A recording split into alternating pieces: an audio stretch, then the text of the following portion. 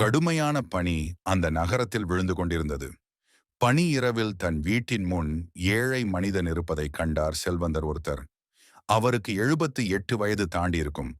முதியவருக்கு அருகில் வந்து அந்த செல்வந்தர் கேட்டார், வெளியே குளிர், உங்களுக்கு சூடான உடைகள் இல்லையா?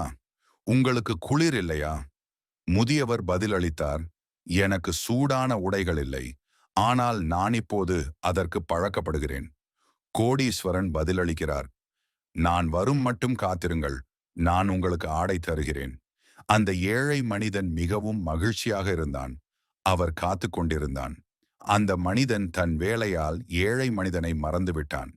காலையில் அவர் அந்த ஏழை மனிதனை நினைவு கொண்டார். அவர் உடனடியாக வீட்டை விட்டு வெளியே சென்றார்.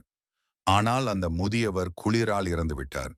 அந்த மனிதன் கையில் எழுதப்பட்டுள்ளது, எனக்கு சூடான உடைகள் இல்லாத போது நான் குளிருக்கு போராட முடிந்தது. ஆனால் நீங்கள் எனக்கு உதவ வாக்குறுதி அளிக்கும்போது நான் உங்கள் வாக்குறுதிக்கு அடிமையாகி நான் குளிர்க்கு எதிராக இருக்கும் திறனை இழந்துவிட்டேன்.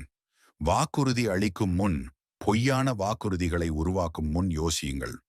அது ஒருவரின் மரணத்தை கூட காரணமாக இருக்கலாம்.